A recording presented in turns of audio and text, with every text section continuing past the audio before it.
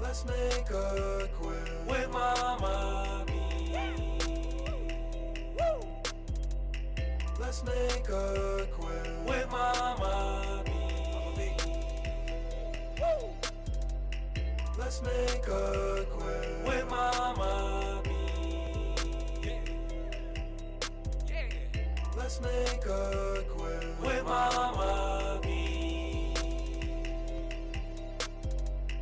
Let's make a quilt with Mama B.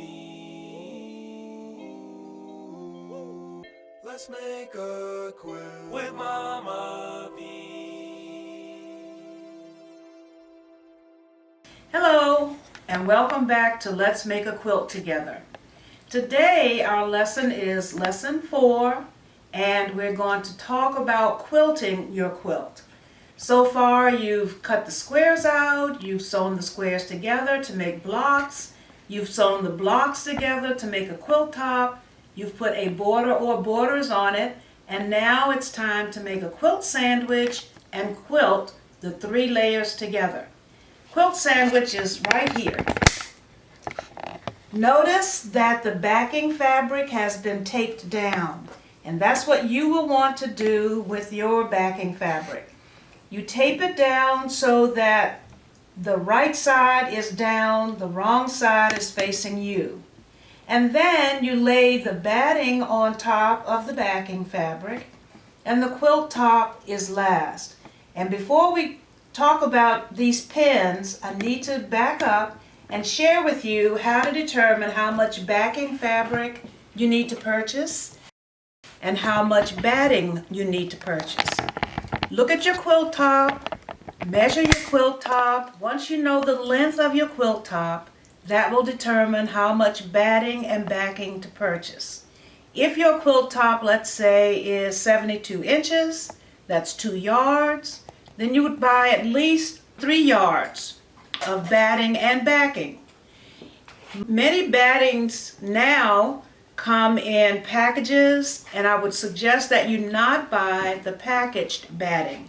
Buy the batting that's on a big roll in the back of the quilt shop or the specialty store to which you've gone, and let them cut the batting for you.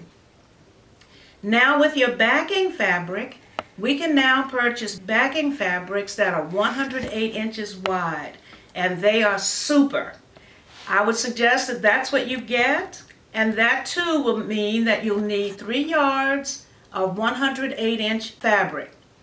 Now, if you don't find the backing that is 108 inches wide, you can buy 6 yards of regular quilter's fabric, sew them together the length of the fabric, lay that down, make sure you press that seam open, make sure you have cut the selvages off, because we don't put selvages in any of our quilting work, and then go ahead and tape the backing down, put the batting on top of it, and the quilt top on top. It's also crucial that you remember the backing and the batting extend at least 5 to 8 inches beyond the quilt top, all the way around.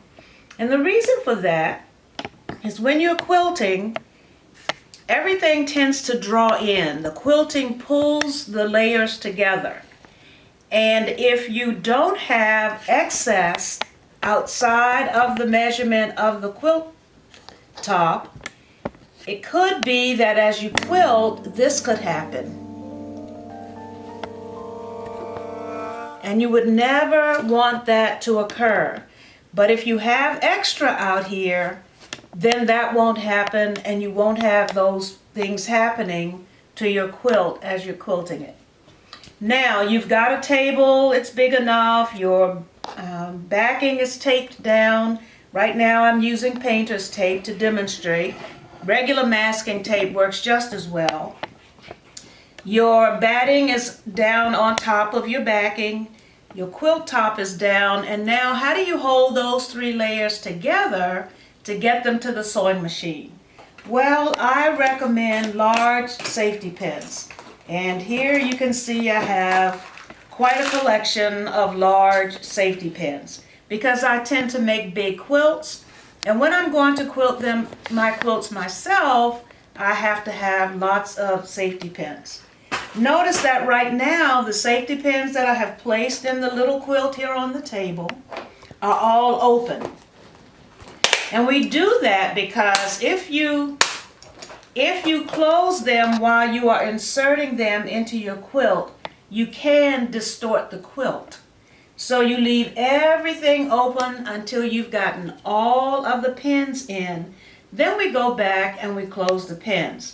Now for my purposes today, I'm going to use an apparatus that's designed to help me close my pins easily.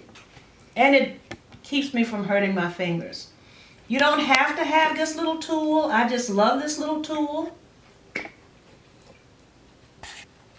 Supposed to have a pin that doesn't want to cooperate. Okay, get in there.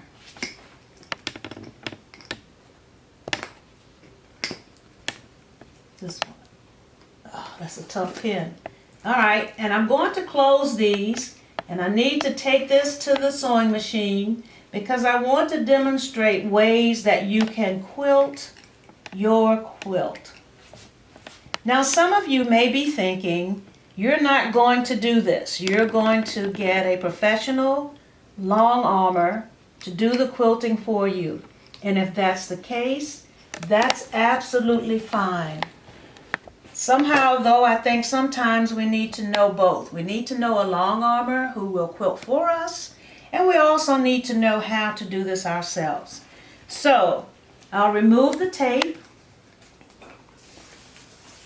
And the tape is there because when you lay that backing fabric out, you want it to be nice and straight and taut so that you don't have wrinkles in the back of your quilt, because if they're there, 9 times out of 10, you're going to stitch them into place.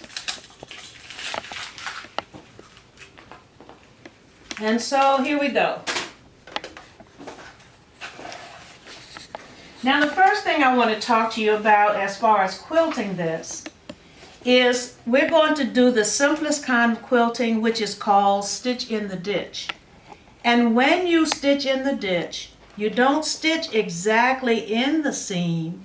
You stitch maybe 1/16 of an inch away from the seam so that you can see the quilting. And you don't want to stitch in the seam because you can break the threads that are holding the two pieces together.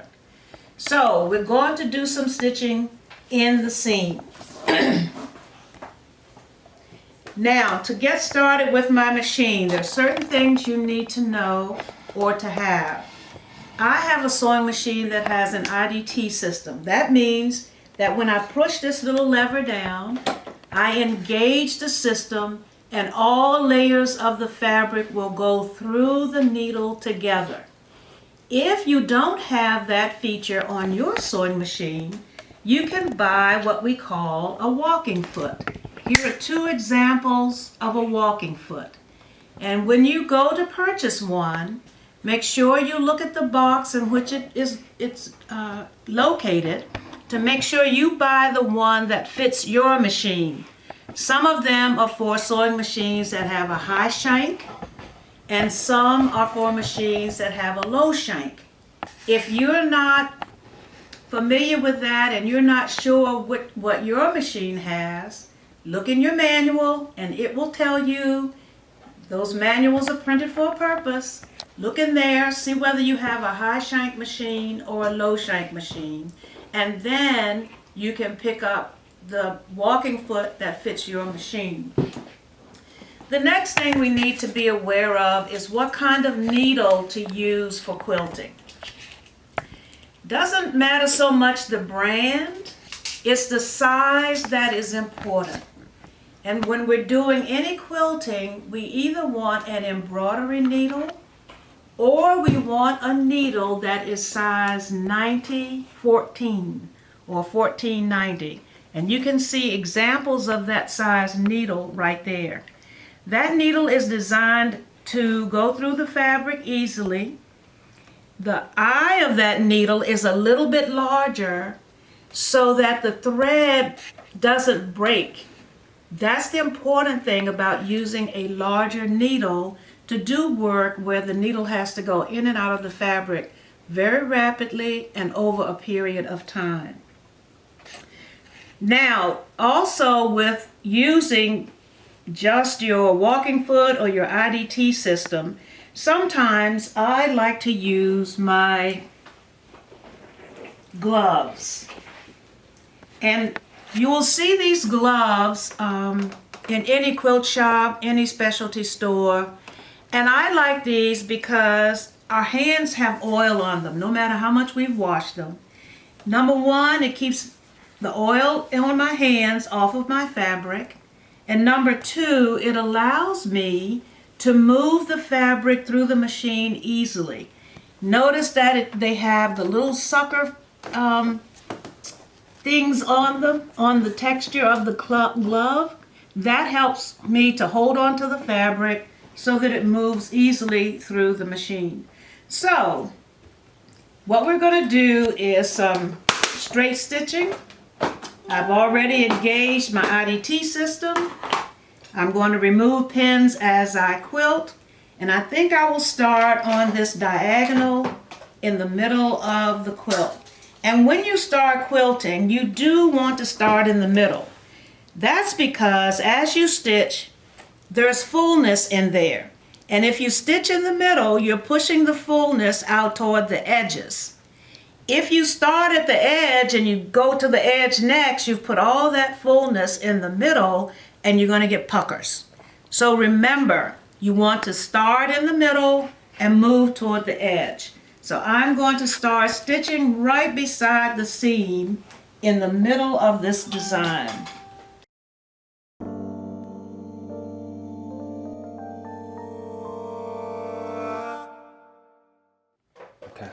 Okay, there are two sides to the seam. I choose to stitch on the right side of the seam.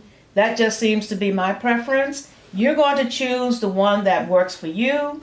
And if you like, you can make it a design element and stitch on both sides of the seam.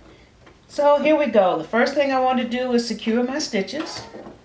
So I'll take a couple of stitches forward and a couple back. And then I'm ready to stitch.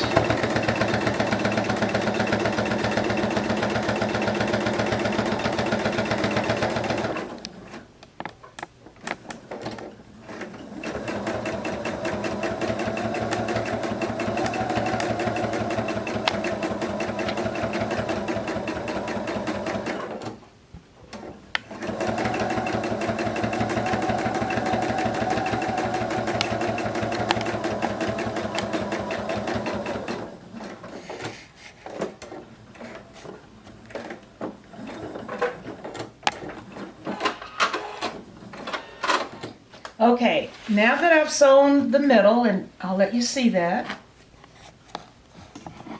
and that's stitching in the ditch.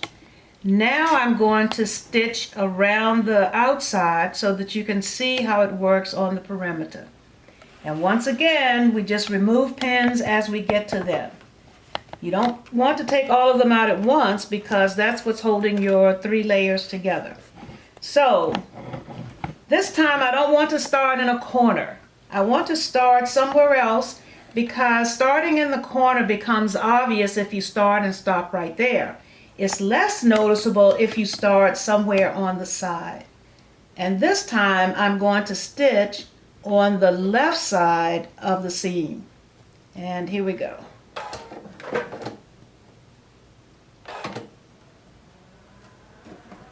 It moved just as I got started.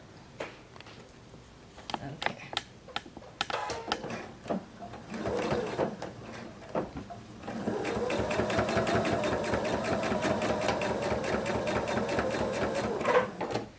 Came to a pin, pin comes out.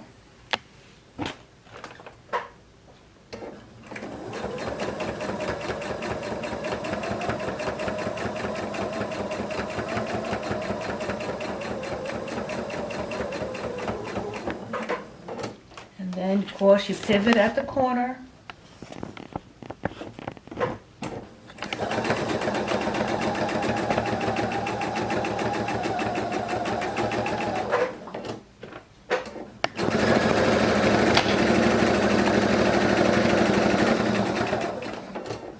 Okay, I'm going to stop on this one. Here is one that was done previously. And the pins are still there. And I'd like to show you a quilt, a miniature quilt, in which the whole quilt was quilted by stitching in the ditch. All right, this one has been stitched in the ditch. And I used a variegating thread, and I also used a large stitch length so that it would show throughout, because there are a lot of colors here. And when you look on these, I didn't choose to stitch on the diagonal line. If you wanted to do that, of course, you certainly could. I chose to stitch around each block. And so as you look at this, you can see that. I also chose to stitch around both sides of the inner border. And that's one way that we can use stitching in the ditch.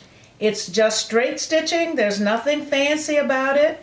But you can do a whole quilt that way. This is a quilt in progress. This is a quilt that has been completed.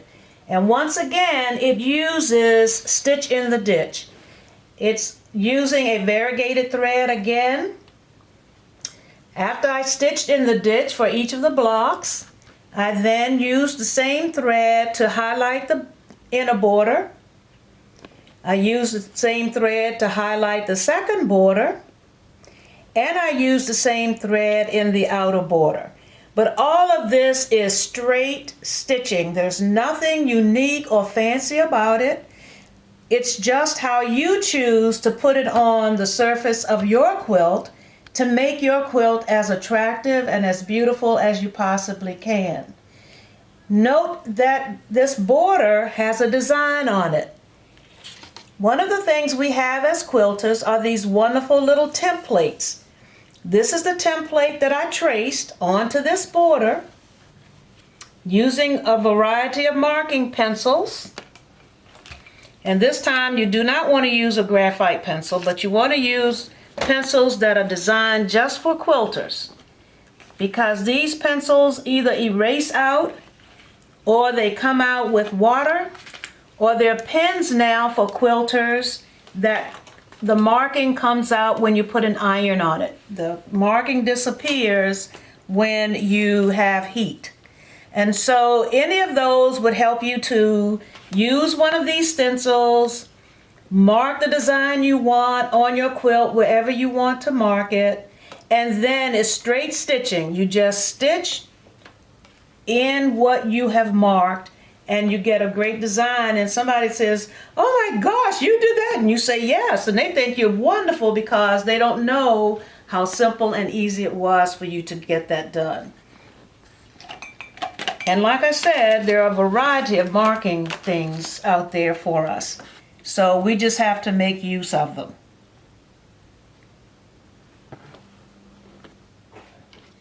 So here we are with another one of the larger blocks. You can see the stitching around here, stitching in the ditch. But that's not the only way you can quilt your quilt using just a straight stitch. You can make a grid on the top of your quilt, and here's one that's been started. Notice that we have the horizontal line starting here. There are some vertical lines starting there. And if you're concerned about how to keep them equidistant, we have tools for that. These are called quilters bars. And most of our sewing machines come with those bars, and we're never quite sure what to do with them. Well, they attach to your sewing machine in such a way that they ride along the stitching line. You sew the first line, and then you adjust this bar onto your sewing machine so that the stitches are here for the next line, and you know that because of the distance of the bar. And I'd like to show you different ones. This is the one that came with the sewing machine that I have now. But you can go into any quilt shop, any specialty shop, Amazon.com, and order or purchase a quilting bar. There are also specialty feet that will allow you to stitch equidistantly.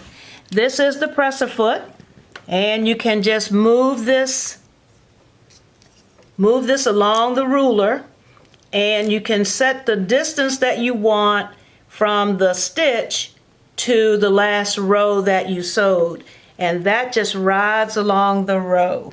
So that's another way that you can quilt your quilt top with just straight stitching. And when you purchase any of these, they're very easy to use. Another way to use it, here's the grid completed.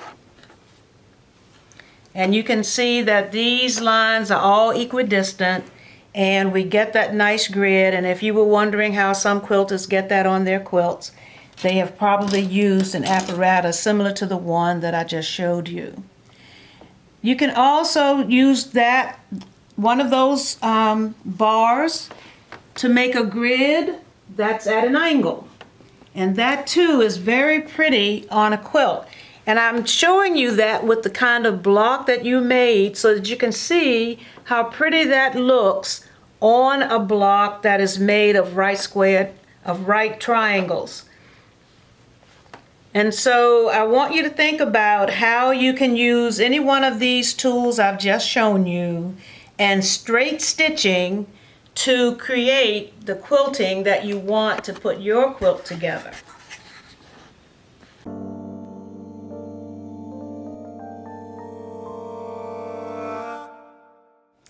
Now there's another way that you can quilt your quilt, and it's called free motion quilting. And I have a sample of free motion quilting here. You saw it in the border of this little quilt. It's just meandering, and I did it all across the body of this little quilt. Once again, it does require special tools and special setting for your sewing machine, and I do have some students who want me to do a session on free motion quilting, which will come later.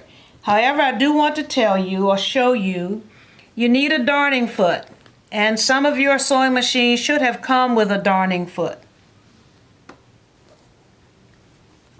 This is the darning foot that came with my machine. However, I find it difficult to see as much as I'd like to, so I bought a special darning foot that's really open, and I can see exactly where my stitches are and what's going on. And so if you're thinking about something similar to that, you might want to get a foot like this if you'd like to get into more and more free motion quilting. The other thing about free motion quilting, you have to be able to lower the feed dogs on your sewing machine. And for those of you who may not be familiar with that, the feed dogs are these little apparatuses here that pull the fabric through under the needle. Well, you don't need anything to pull the fabric through when you're free motion quilting. So I lower my feed dogs. Did you see them go down? They're up in regular position, but I have lowered them so that when I'm free motion quilting, I am the one in control of how fast the fabric goes under the needle or how slowly the fabric moves under the needle. And of course, my gloves are really, really, really indispensable when it comes to free motion quilting. So I wanted to share that with you so that you can think about it. And yes, later on I will do a complete session on free motion quilting and let you know when that's available. One last thing I need to share with you about quilting, whether you're going to stitch in the ditch or freehand, a free motion quilt, is the thread. There are a variety of threads out there. We are so fortunate as quilters to have so many threads available to us. So you could use something as bright as this, variegated thread. You saw that on the top of one of the little quilts I just showed you. But any of these threads work. Generally, you're looking for a 50 weight, 40 weight, or 50 weight thread. And keep in mind that as the numbers go up in threads, the threads are getting finer. When you have a number 11 thread, that's a very thick thread. So when I say 40 or 50, those threads are a lot finer, but they're strong enough to go into your quilt and then to really highlight the surface of the quilt.